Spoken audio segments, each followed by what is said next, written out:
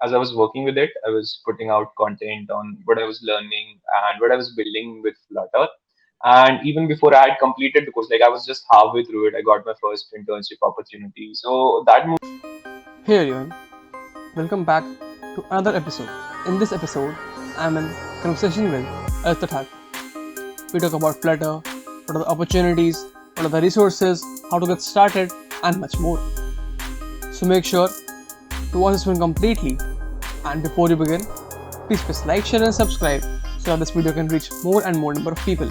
And as you always do, enjoy this one.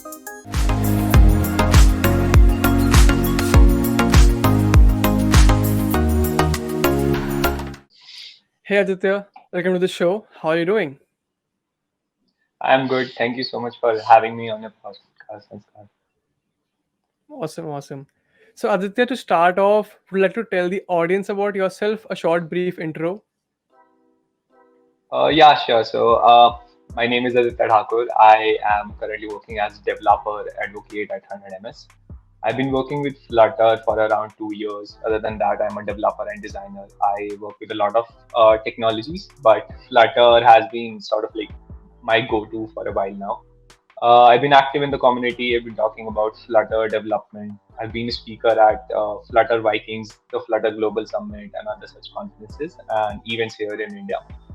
I am a creator myself. I create YouTube videos, have a YouTube channel with around 6,000 subscribers. I have a community of 900 plus developers. We talk about development in general and answer any queries they might have. We have mentors that help us guide other people. We have job boards that help people get internship and opportunities within Flutter itself. So other than that, I like to play football. I am part of the college football team. I do a lot of things on the side, and yep, that's about me. Perfect. So Aditya mentioned like you have been developing with Flutter for the past 2 years. I would love to know like how did you choose Flutter? Why did Flutter come to you? If you may put it that way. So I think a good question actually, because Flutter is very new. It's for people who don't know, Flutter is a front-end framework by Google. It lets you build applications that are cross-platform. So using just the same code base, you can build applications for Android, for iOS, for web, desktop as in for Windows right now in stable, and also for Mac OS and Linux. So when I started with Flutter, it was very new. Like back then, you could only work for Android and iOS. But I had a good reason to start with it. As in, I was in my second year, coming to college. I wanted to build, just generally be involved in tech and tech communities. Back then, like the pandemic happened, the colleges were shut down, and I had a lot of time on my hands. So I wanted to explore something new, but I wanted to particularly build applications. Like I didn't want to go into web development or other such things. Like my goal was to build applications, put them up on Play Store, and possibly generate sort of like side revenue from that. Uh, my choice of Flutter came from some research into the field. Like the obvious choice that people make when coming into mobile development is, if you have an Android device, you would go ahead, download Android Studio, try to build applications for that. But just looking at the future, or just being a bit far-sighted, I saw like a lot of people on my campus had iOS devices. So it would become a problem later on when I have to send them Android links and they wouldn't be able to use my applications. So I wanted to build applications that were both for Android, for iOS. So there were two options back then. You could either go with like there were more options, but two that were main ones. One was the React Native. The other was Flutter. There were other, like I think Ionic is there, and other such frameworks were also available. But React was a problem for me because I did not know web development, and the idea of just having to go through HTML, CSS, JavaScript, and then going ahead with the React and possibly then moving into React Native was a bit overwhelming then.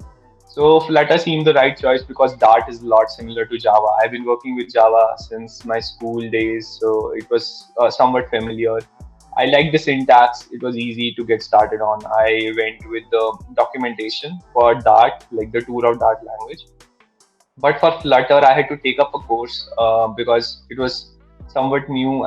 it was a lot new then, mobile development. So I took a course from Udemy. I tried to do it from YouTube, but there weren't a lot of instructors then, so I had to move to Udemy and such. But right now, I would say like the community has grown a lot since. There are people that have put up their free courses on YouTube. There are a lot of resources available right now that you can start with, and I feel right now, since you can build for web, for a desktop, I think for second year students or generally for like first year students is the right choice, because you can build for multiple devices having knowledge of just one particular framework.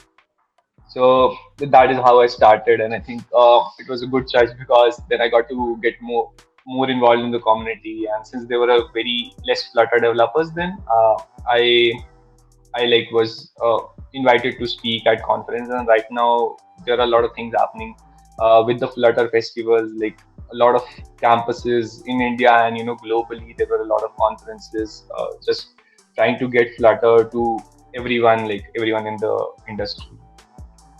Hmm. Beautifully put the answer, Aditya. So, bro, like you mentioned that you have not done web development. Your first taste of development was with Flutter. So, is Flutter easy to grasp for someone who's new to coding?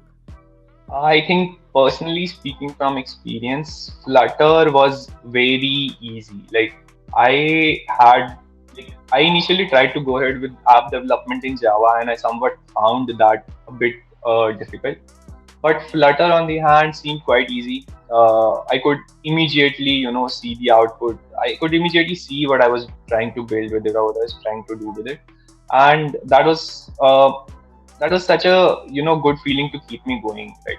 So I started out first trying to build applications with Java, and I don't know, I didn't get any of it. Like I knew Java, I had built applications with the GUI and stuff, but the applications part of it was a bit boring, and also like I think it was like in that phase where it was just going down, as in Kotlin came in, so the applications that were built for Java were on the, not as such, I wouldn't say decline, but like the people were making more Kotlin courses than Java ones. So I didn't get any of it. I didn't want to learn Kotlin, and then after I moved in Flutter, it seemed really easy. I know web development right now, and I know like Flutter is a lot inspired uh, from React, but still I feel like having done a bit of React and having done a bit of Flutter, I still find Flutter easier in the sense like you don't have to do, like you have somewhat better way of writing things. You have like uh, also it could be because my hand is right now like better with Flutter. So I would say like Flutter was easier, and I recommend it to a lot of beginners. Like the learning curve with Flutter is very easy. You can get started over the weekend, build applications with it. The optimization part takes time, but that is not something you have to worry about as a beginner. And it is something I tell people, ki, okay, just go ahead with the installation. After that, you would be able to build applications, and that wouldn't take much time. Bro, you mentioned like you took a Udemy course. So now, if a beginner is listening to us and wants to start, so what would your advice be to him? Watch a YouTube video or refer the official documentation?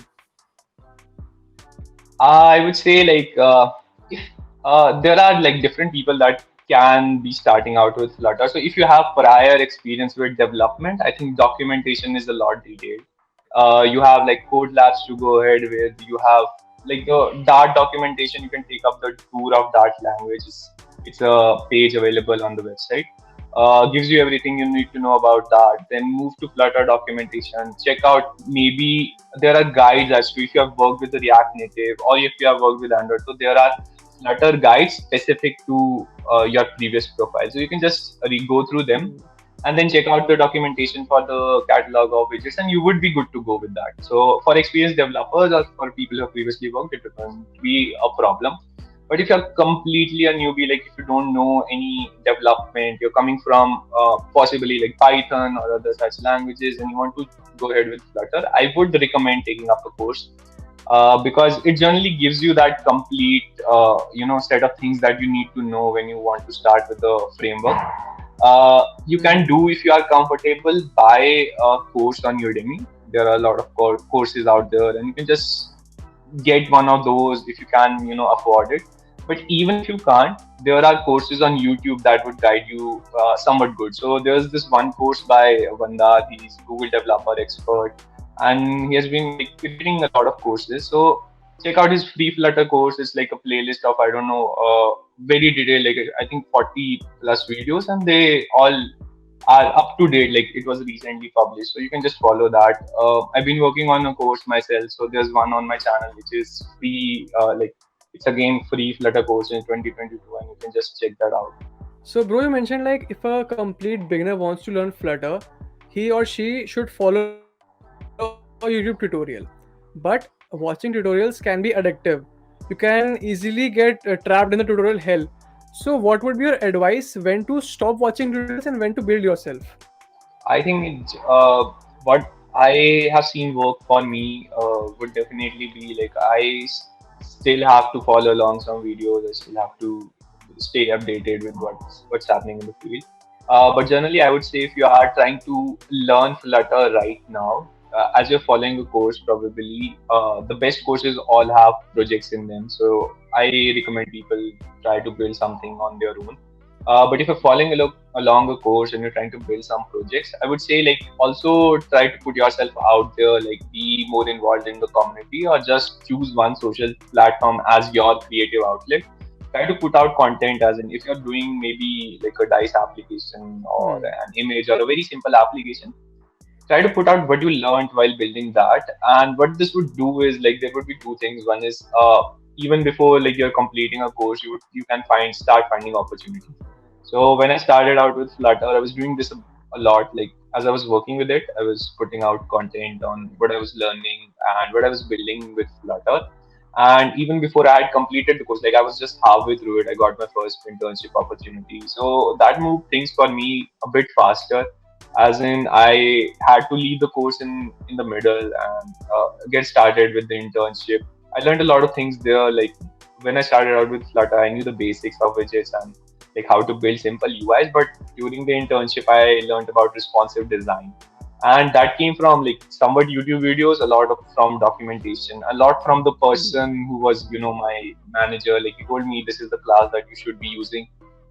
I learned about that, looked it up, followed a few tutorials, and that was like on my first internship. Uh, I hadn't even completed my course, like the one I took. I did a few more apps, I think after that, 3 or 4 apps, and then I got another internship. The course was still left. But what I want to share here is like just share, like if you're building an app, maybe record the screen, like how it looks. If you're doing some like widgets and stuff, try to put out what all widgets you used and create a post with that. You can uh, tag someone, like creator of the course or anyone that you see fit for Hmm. that particular, and you'll just get that reach on any platform, and they would help you, like that would help you get better opportunities. Tutorial hell, I think a very common question that I get asked, and I recommend like when you're building stuff, uh, while you're following along, like a lot of people, what they do is like as they watch the video, they try and build it right then and there. What I instead recommend is like watch the full tutorial, maybe make notes, like to dos of what you have to do, and then come back, try to do it yourself. You'll possibly run into errors. You might have to watch it. It will take a bit of time, but it would be like worth it in the end, because you'll get the general idea of what you're building and how you have to build it. Then take this to a personal app idea. Like we all have ideas as such. We all have things that we want to do when you're starting with a tech stack. With Flutter, you can do a lot of things. There are packages available, and if you have an idea, try to start implementing that on the side, because then you have to Google stuff like Hmm. how would you do something like that on in Flutter, and that would just take you out of that. That's a good advice. So now let's talk about finding opportunities. So as a developer, if you want to find opportunities, you need to have proof of work. You need to have a good portfolio. So what sort of projects should someone have? What sort of variety of projects should someone add in their portfolio?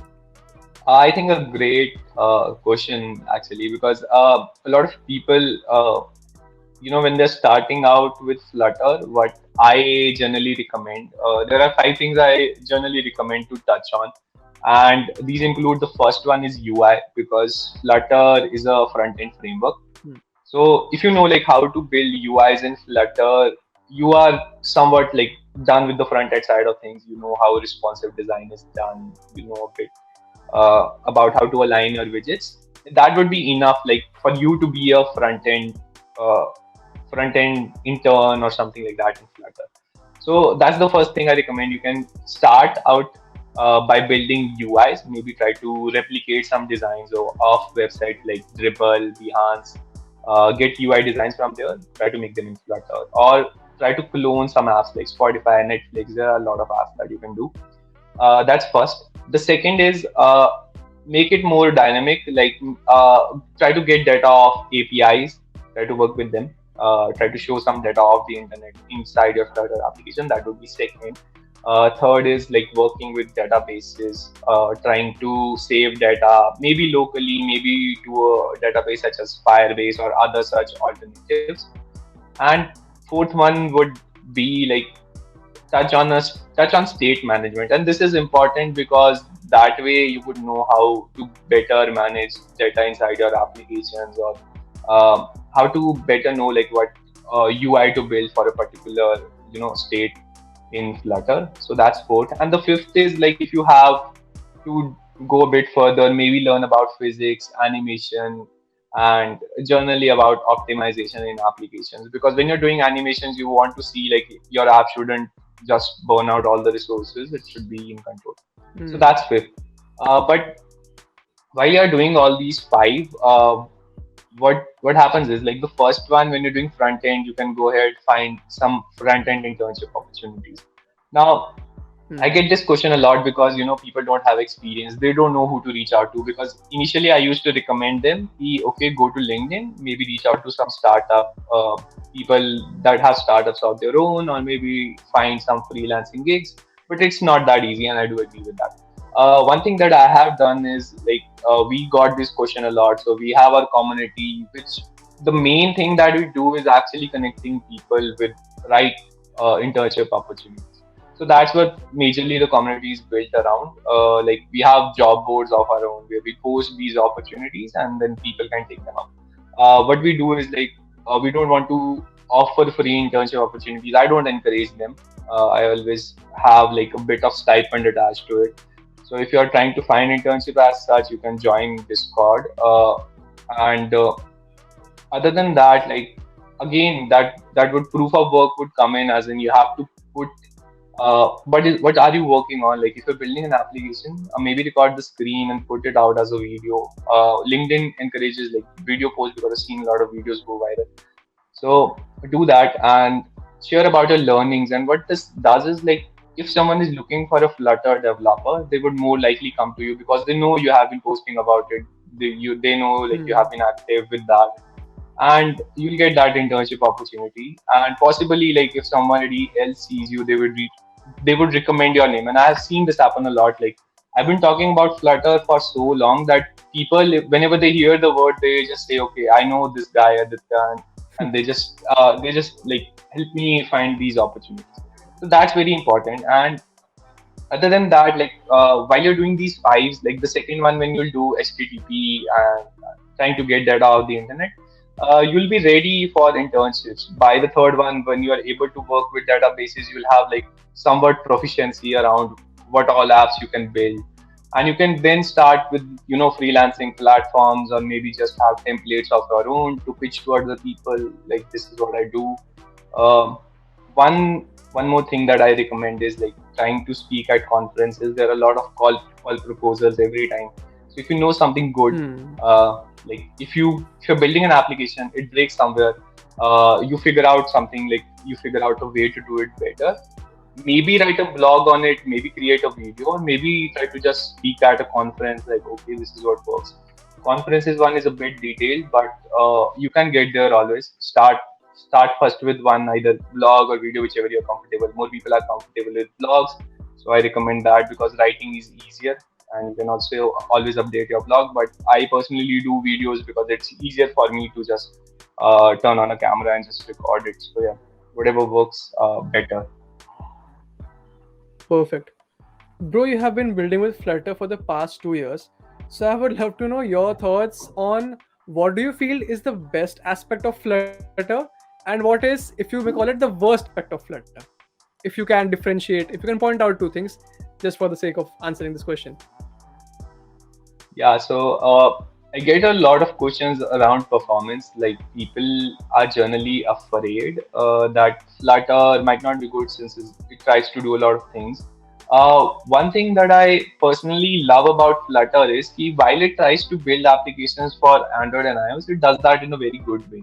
Like if you would notice with other frameworks that are out there, uh, you would see like Flutter apps are generally faster. Like they are very good with the performance, and this is something I really am happy about because I started out with Flutter 2 years back. I did not know where it would go. Like I wasn't very tech savvy, as in I did not know a lot of terms, and uh, for me, starting out then was a big bet I took. Like, okay, this is the framework I want to do. It could just go, like it could just disappear and nobody would talk about it by the end of my fourth year. But right now, where Flutter is, I feel it has grown because of the community, but more importantly, because whatever it tries to do, it does that good. There are a few breaks, as in, like, there are a few things where it fails a bit. Just say they would be more technical in the sense, like, since one of my hobbies to just go through issues. We've seen like a lot of times some important issues getting closed. Like there was, I think, recently one. uh, it's generally like it wouldn't be calling out the Flutter dev team, but it's generally sometimes they prioritize different things as to what might be required.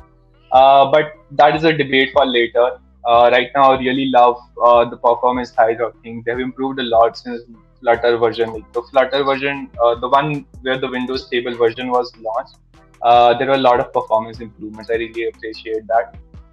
I think the community is a lot welcoming. Like I really love, like, I shifted from LinkedIn to Twitter. That was like I had been active. Like my initial growth was on LinkedIn, but I moved to Twitter, and the community here was very cool. I've since got to connect with a lot of senior developers. Just talk to them like how things are done.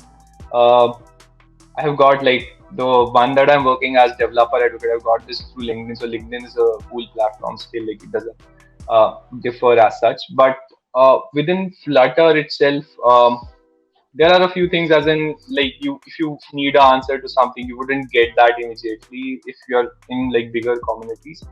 Possibly you wouldn't find a good answer there. But I think that's common with all tech communities. Uh, that is something we also do on our server. Like we try to answer every question, but there could be some people that are still left out without an answer because something they asked might not be as good. Like there are also memes on it. Like when you ask some question and tech communities that just ignore you and go ahead with that.